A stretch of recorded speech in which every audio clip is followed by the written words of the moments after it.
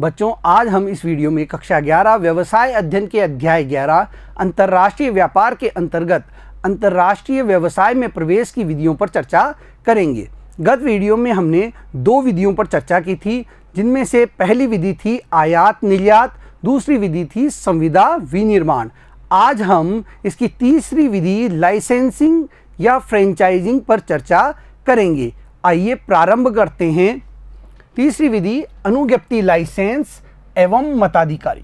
देखिए, अनुज्ञप्ति लाइसेंस वस्तुओं के संबंध में काम में लिया जाता है और मताधिकारी का प्रयोग सेवाओं के संदर्भ में प्रयोग में लिया जाता है। अब सबसे पहले तो हम ये देख लेते हैं लाइसेंसिंग और फ्रेंचाइजिंग की ज़रूरत क्यों पड़ती है। देखिए, कोई फर्म है, किसी देश की फर्म ने किसी उत्पाद का निर्माण किया और इस उत्पाद पर उन्होंने पेटेंट प्राप्त कर लिया है।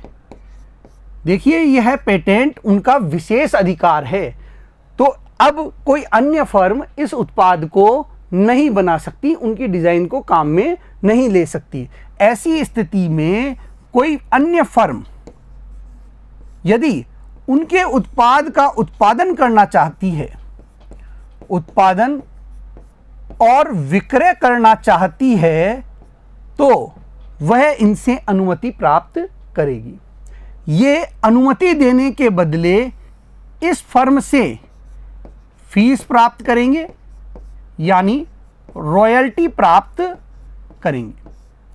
देखिए, ये फीस लेंगे, रॉयल्टी लेंगे और जो अपना पेटेंट है उसे काम में लेने के लिए, अपना जो लाइसेंस काम में लेने के लिए उसे दे देंगे और यह कानूनी रूप से उसका अधिकार हो जाएगा फीस और रॉयल्टी के बदले उस चीज़ का उत्पादन और विक्रय करने का अधिकार।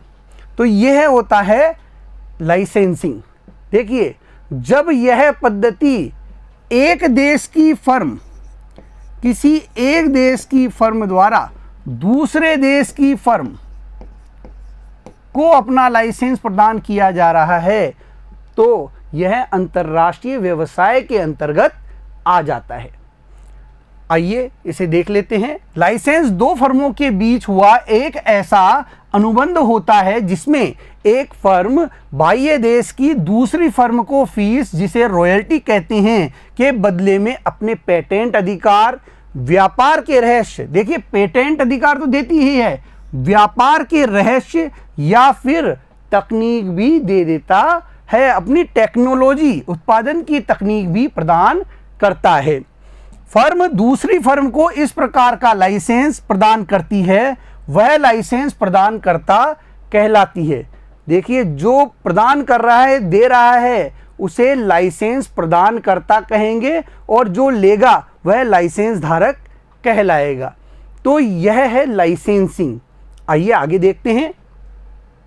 दो फर्मों के बीच ज्ञान, तकनीक, पेटेंट अधिकार का पारस्परिक विनिमय होता है, तो इसे प्रति अनुज्ञप्ति लाइसेंस कहते हैं। देखिए, दोनों फर्में, ये जो दो फर्में हैं अलग अलग देशों की, एक और दो, यदि यह भी अपने पेटेंट को दूसरी फर्म को दे रही है और दूसरी फर्म से भी किसी उत्पाद के पेटेंट को खुद ले रही है, तो इसे प्रति अनुज्ञप्ति लाइसेंस कहा जाता है। प्रति अनुज्ञप्ति लाइसेंस कहते हैं। दोनों अपने ज्ञान का, अपनी तकनीक का, अपने पेटेंट का आदान प्रदान कर रहे हैं। मताधिकारी अनुज्ञप्ति लाइसेंस के समान ही है। अनुज्ञप्ति लाइसेंस का प्रयोग वस्तुओं का उत्पादन एवं विनिमय के लिए होता है। देखिए, अनुज्ञप्ति लाइसेंस का प्रयोग कहाँ हो रहा है? वस्तुओं का उत्पादन और विनिमय, उसके विक्रय के संबंध में होता है। तो मताधिकारी का प्रयोग सेवाओं के संदर्भ में किया जाता है और मताधिकारी फ्रेंचाइजिंग का जो प्रयोग है वह सेवाओं के संबंध में किया जाता है। आइए देखते हैं।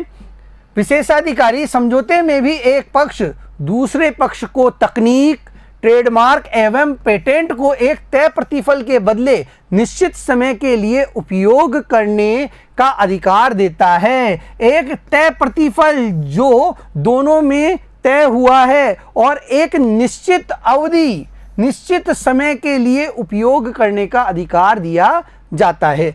मैकडोनल्ड, पिज़्ज़ा हट, वॉलमार्ट कुछ अग्रणी विशेषाधिकारी प्रदानकर्ता फ्रेंचाइजर हैं। अनुज्ञप्ति फ्रेंचाइजिंग विदेशी व्यापार में प्रवेश का सबसे सरल तरीका है। देखिए, यह सबसे सरल तरीका माना जाता है विदेशी व्यापार में, अंतर्राष्ट्रीय व्यवसाय में उतरने का। आप किसी दूसरे देश की फर्म की फ्रेंचाइजी ले लें और उसके नाम से अपने देश में उत्पादन करना प्रारंभ करें, उसी के नाम से अपना कार्य संचालित करें। कई जो मुख्य ब्रांड हैं, ये ब्रांड अलग अलग देशों में संचालित हो रहे हैं। आपने देखा होगा यूएसए का जो ब्रांड है वह इंडिया में भी आपको देखने को मिल जाएगा, इसी प्रकार यूके में भी मिल जाएगा, इसी प्रकार जापान में भी वह आपको देखने को मिल जाएगा। मैकडोनल्ड है, इसकी फ्रेंचाइजी पूरे विश्व में फैली हुई है। इसी प्रकार वॉलमार्ट, इसकी भी आप देखिए कई जगह फ्रेंचाइजी खुली हुई है। तो ये वे कंपनियां हैं जो जिन्होंने अपनी फ्रेंचाइजिंग कई देशों में दे रखी है। इन्होंने अपना जो अधिकार था उसे फीस और रॉयल्टी के बदले में कई अन्य फर्मों को दे रखा है। इसके क्या लाभ होते हैं देखते हैं। अनुज्ञप्ति फ्रेंचाइजिंग प्रणाली में अनुज्ञप्ति दाता फ्रेंचाइजर व्यवसाय को स्थापित करता है एवं इसमें अपनी पूंजी लगाता है। देखिए, इसने जो अनुज्ञप्ति दाता है जिसने लाइसेंस दिया है किसी अन्य कंपनी को, इसने अपनी कंपनी स्थापित करने, अपने ब्रांड नेम को स्थापित करने के लिए पूंजी खर्च की है, इसने मेहनत की है और यह अपनी कंपनी को स्थापित करता है। इसमें बहुत निवेश इसने किया होता है और यह अपना लाइसेंस किसे दे देता है, अपनी फ्रेंचाइजी खोलने का अधिकार दूसरे देश की फर्म को दे देता है। तो एक प्रकार से इसने क्या किया है, दूसरे देश में निवेश कर दिया है। क्योंकि इसने क्या किया है, अपने यहाँ पर बहुत निवेश किया था, अपना ब्रांड नाम कमाया है और उसी नाम से दूसरे देश में उसका लाइसेंस धारक क्या करेगा, कार्य करेगा। तो इस प्रकार एक प्रकार से दूसरे देशों में वह क्या करता है, निवेश करता है। बहुत ही कम विदेशी निवेश के कारण अनुज्ञप्ति दाता फ्रेंचाइजर को विदेशी व्यापार से होने वाली हानि में कोई भागीदारी नहीं होती। ऐसी स्थिति में यदि कोई नुकसान भी होता है दूसरे देश की फर्म को, तो वह हानि कौन वहन करेगा, वही फर्म वहन करेगी। इसमें मूल फर्म जो है उसको किसी प्रकार का जोखिम नहीं उठाना पड़ता है।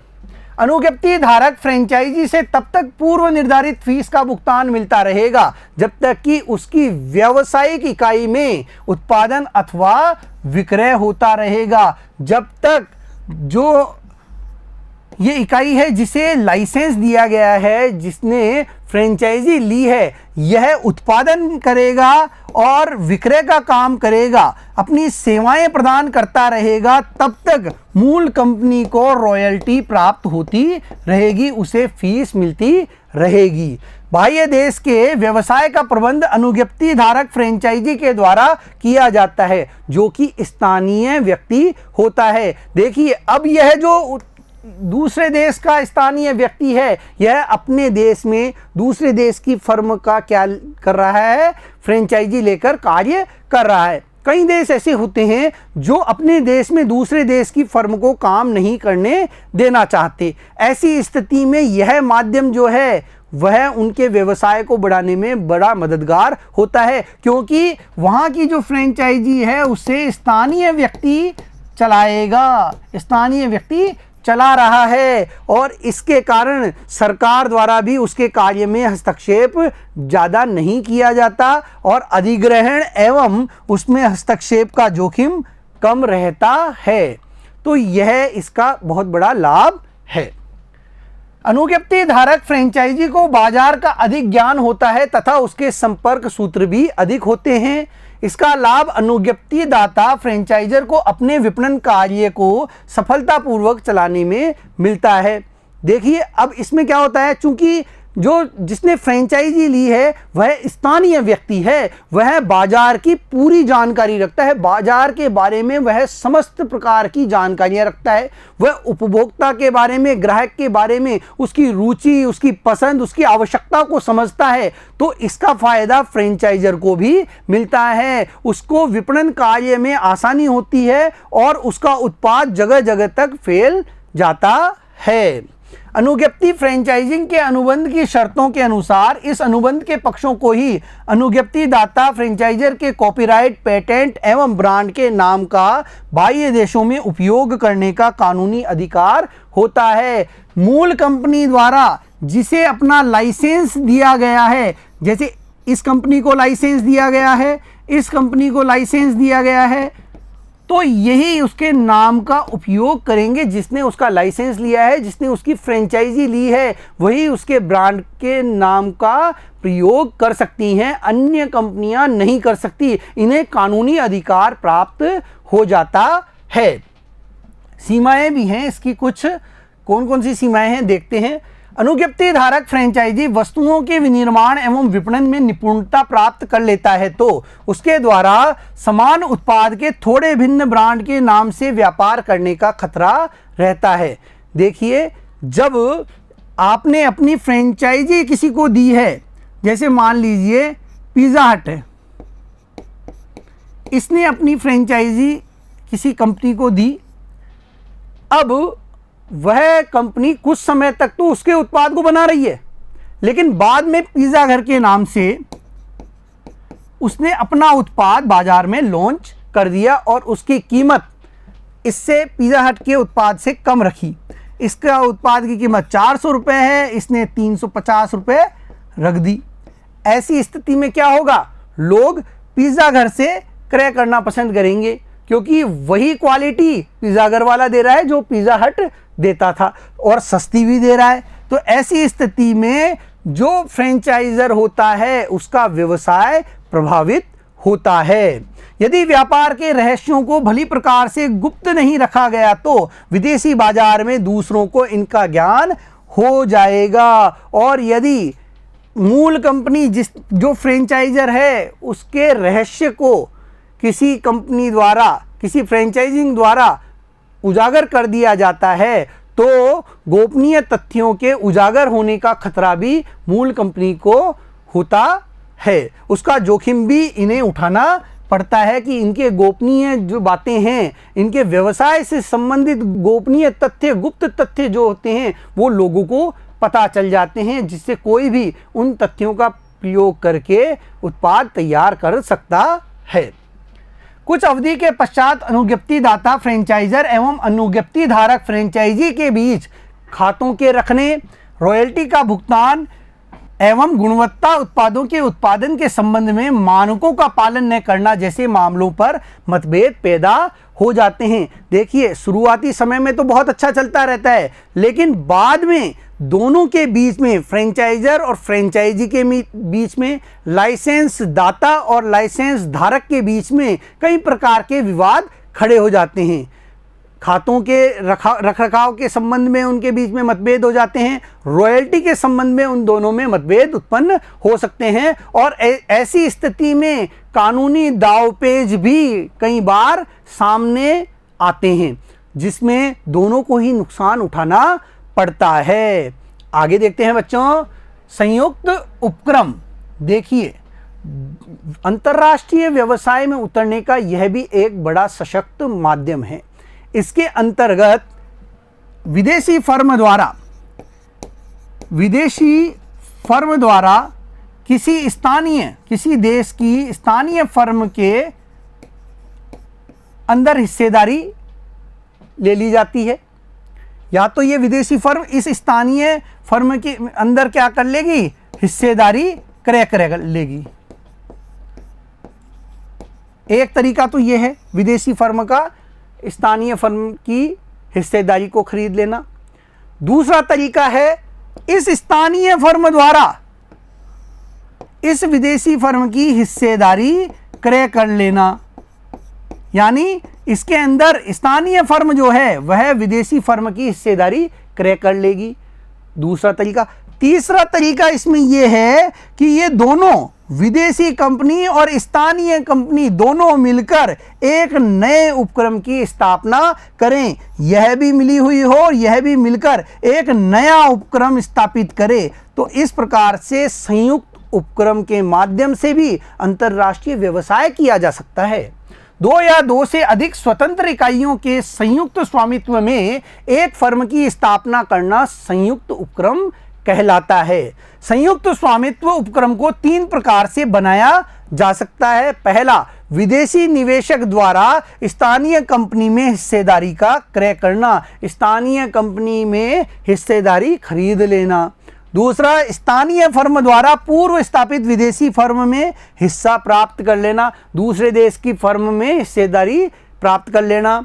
तीसरा है, विदेशी एवं स्थानीय उद्यमी दोनों ही मिलकर एक नए उद्यम की स्थापना कर लें, एक नया उद्यम स्थापित कर लें, दोनों मिले और इन दोनों ने एक नया उपक्रम स्थापित कर लिया और इस नए उपक्रम में दोनों की भागीदारी है। ये भारत की कंपनी है और यह यूके की कंपनी है, दोनों ने मिलकर एक नया उपक्रम स्थापित कर लिया। तो इस प्रकार से संयुक्त उपक्रम के द्वारा भी अंतर्राष्ट्रीय व्यवसाय में उतरा जाता है। इसके कुछ लाभ हैं। इस प्रकार के उपक्रमों की समता पूंजी में स्थानीय साझी व साझेदार का भी योगदान होता है। अंतर्राष्ट्रीय फर्म पर विश्वव्यापी विस्तार में कम वित्तीय भार पड़ेगा। जहां आप दूसरे देश में जाकर 100 करोड़ की कोई संस्था स्थापित करना चाह रहे थे अकेले, जहां पर आपको एक फर्म स्थापित करने में मान लीजिए 100 करोड़ रुपए खर्च करने थे, वहां पर संयुक्त उपक्रम स्थापित करने पर आपको केवल 50 करोड़ रुपए ही वहां पर क्या करने पड़ेंगे, खर्च करने पड़ेंगे। दोनों कंपनियों को, दोनों फर्मों को बराबर उसमें क्या करना पड़ेगा, निवेश करना पड़ता है। तो इससे आपको विश्वव्यापी जो आपका व्यापार है उसको बढ़ाने के लिए कम पूंजी की जरूरत पड़ती है, कम वित्तीय भार पड़ता है। संयुक्त उपक्रमों के कारण बड़ी पूंजी एवं श्रम शक्ति वाली बड़ी योजनाओं को कार्यान्वित करना संभव हो पाता है। जहां बड़ी मात्रा में धनराशि की आवश्यकता हो, बड़ी श्रम शक्ति की आवश्यकता हो, वहां पर ऐसे संयुक्त उपक्रम के माध्यम से कंपनी स्थापित करके बहुत आसानी से व्यवसाय चलाया जा सकता है। विदेशी व्यावसायिक इकाइयों को स्थानीय साझी के मेहमान देश की प्रतियोगी परिस्थितियों, संस्कृति, भाषा, राजनीतिक प्रणाली एवं व्यावसायिक पद्धतियों के संबंध में जानकारी का पूरा लाभ प्राप्त होता है। देखिए, जो स्थानीय फर्म आपके साथ मिली हुई है, स्थानीय फर्म आपके साथ मिली हुई है, उसका भी पैसा लगा हुआ है और ये विदेशी फर्म है। तो जब इस विदेशी फर्म को अगर ये सीधे तौर पर जाकर अपना उपक्रम स्थापित करती तो दूसरे देश की संस्कृति, वहाँ के उपभोक्ता, वहाँ की भाषा, इनकी समस्या इसके सामने आती। लेकिन चूंकि यह स्थानीय फर्म के साथ मिलकर कार्य कर रही है, ये दोनों मिलकर कार्य कर रहे हैं, तो इस सारी समस्या का समाधान स्थानीय फर्म द्वारा कर दिया जाता है। क्योंकि वह लोकल फर्म है, उसे अपने उपभोक्ताओं के बारे में जानकारी प्राप्त है, वह प्रतियोगी परिस्थिति के बारे में जानकारी रखती है, वह संस्कृति को जानती है, वह स्थानीय भाषा के बारे में पूरी तरह जानकारी रखती है, राजनीतिक प्रणाली और व्यावसायिक पद्धति के बारे में उसे पूरा पता होता है। तो इसका फायदा इस विदेशी फर्म को भी प्राप्त हो जाता है। संयुक्त उपक्रम करार के द्वारा इस प्रकार की लागत एवं जोखिम को बांटने के माध्यम से इनसे बचा जा सकता है। और चूंकि जो करार होता है, जो अनुबंध होता है, उसमें सारा विवरण स्पष्ट होता है, उसमें जोखिम का बंटवारा किस प्रकार से होगा इसको पहले ही पूर्व निर्धारित कर लिया जाता है। इससे विवाद से भी बचा जाता है। सीमाएं, इसके कुछ कमियां भी है बच्चों। क्या कमियां हैं? विदेशी फर्में जो संयुक्त उपक्रम में साझा करती है, वह अपनी प्रौद्योगिकी एवं व्यापार के राज विदेशी स्थानीय फर्म के साथ बांटती है। इससे प्रौद्योगिकी एवं व्यापार के राज दूसरों को उजागर किए जाने का भय रहता है। मान लीजिए दोनों कंपनियों में विवाद हो गया और स्थानीय फर्म ने विदेशी फर्म की जो तकनीक है, जो राज हैं, वो किसी अन्य को बता दिए तो इसका नुकसान विदेशी फर्म को भी होना स्वाभाविक है। तो यह इसका सबसे बड़ा खतरा रहता है। दूसरा है स्वामित्व व्यवस्था में विरोधाभास की संभावना रहती है। जब किसी फर्म के दो मालिक हो रहे हैं, एक विदेशी कंपनी, एक स्वदेशी कंपनी, तो इन दोनों में विवाद होने का खतरा बना रहता है। इन दोनों में अलग अलग मुद्दों पर कभी भी विवाद हो सकता है, जिससे निवेशक इकाइयों के बीच नियंत्रण की लड़ाई हो सकती है और इन विवादों के कारण इन दोनों कंपनियों में आपस में लड़ाई भी हो सकती है कंपनी के संबंध में। अगला है संपूर्ण स्वामित्व वाली सहायक इकाइयां या कंपनियां। देखिए, यह भी अंतर्राष्ट्रीय व्यवसाय में प्रवेश करने का एक बहुत ही बड़ा माध्यम है।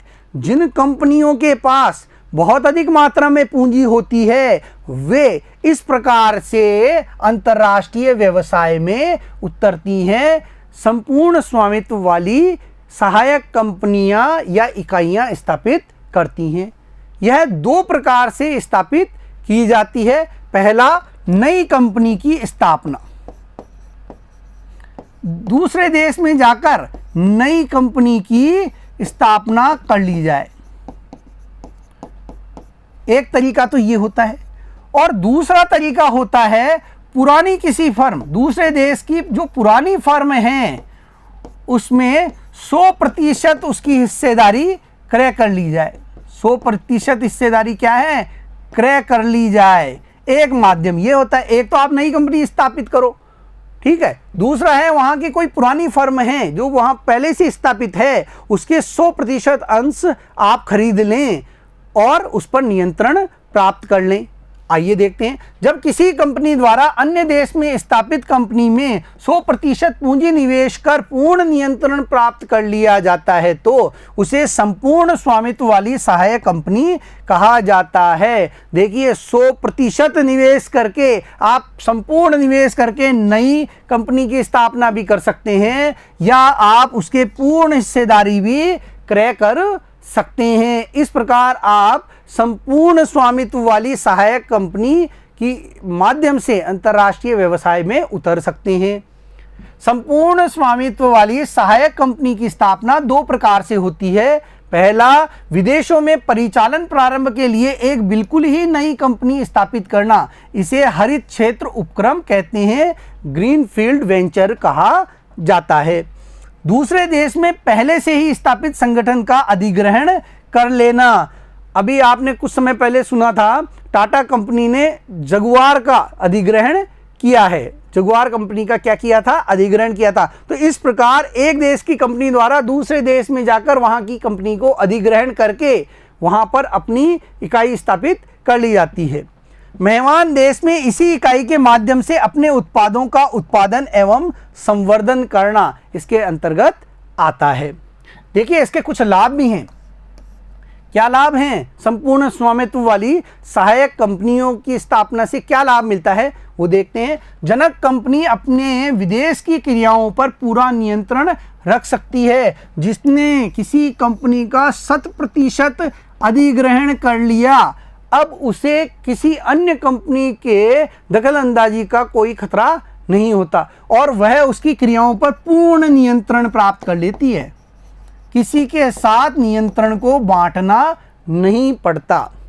जनक कंपनी अपनी विदेशी सहायक कंपनी के प्रचलन पर नजर रखती है। इससे इसके प्रौद्योगिकी एवं व्यापार के राज दूसरों पर नहीं खुलते। जब वह इसके सारे कार्य संचालन पर नजर रखेगी, किस प्रकार से इसका कार्य चल रहा है, किस प्रकार से इसका प्रचालन हो रहा है, और सारी गतिविधियों पर जो जनक कंपनी है उसका नियंत्रण रहेगा, पूर्ण नियंत्रण रहेगा। तो इसमें वह जो अपनी तकनीक दे रहा है, अपना जो ज्ञान इस कंपनी को उपलब्ध करा रहा है, उसके आउट होने का खतरा, बाहर निकलने का खतरा भी नहीं होता है। सीमाएं देखिए, कुछ सीमाएं भी है। जनक कंपनी को विदेशी सहायक कंपनी की पूंजी में 100% निवेश करना होगा, यानी उसे पूरी कंपनी का अधिग्रहण करने के लिए 100% निवेश करना होगा या नई कंपनी स्थापित करनी होगी, इसके लिए उसे अधिक पूंजी की आवश्यकता पड़ती है। अतः यह छोटी एवं मध्य आकार की इकाइयों के लिए उपयुक्त नहीं है। कोई छोटी और मध्य आकार की इकाई इस प्रकार से अंतर्राष्ट्रीय व्यवसाय में उतरना चाहे तो यह उनके लिए सही नहीं होती है। जनक कंपनी द्वारा ही विदेशी सहायक कंपनी की 100% संता पूंजी में धन लगाना होता है। देखिए, आपने किसी कंपनी में 100% धन लगा दिया, अब अगर किसी प्रकार का जोखिम होता है तो वह आपको ही वहन करना होगा, वह आपको ही क्या होता है, उठाना पड़ता है, उसकी हानि आपको ही उठानी पड़ती है। इसीलिए असफल होने पर पूरी हानि इसी को वहन करनी होगी। कुछ देश अपने देश में अन्य देश के व्यक्तियों द्वारा 100% स्वामित्व वाली सहायक कंपनी की स्थापना के विरुद्ध होते हैं, जिससे बड़ा राजनीतिक जोखिम उत्पन्न हो जाता है। कई देश ऐसे हैं वहां पर दूसरे देश की कंपनी को प्रवेश की अनुमति नहीं होती। जैसे कुछ देश हैं, इनमें दूसरे देश की कंपनी आकर अगर व्यापार प्रारंभ करना चाहती है, अपना व्यवसाय स्थापित करना चाहती है, अपना पूर्ण स्वामित्व वाली कंपनी स्थापित करना चाहती है, तो इसकी अनुमति नहीं होती। वहां की जनता इसका क्या करती है, विरोध करती है। इसका वहां की जनता द्वारा विरोध होने के फलस्वरूप ये कंपनियां वहां पर उस देश में अपनी इकाई स्थापित नहीं कर पाती। और तो ये राजनीतिक कारण भी ऐसी संपूर्ण स्वामित्व वाली सहायक कंपनी की स्थापना में बहुत बड़ी अड़चन के रूप में सामने आती है। बच्चों, आज हमने अंतर्राष्ट्रीय व्यवसाय में प्रवेश की कुछ विधियों का अध्ययन किया। आज के वीडियो में इतना ही।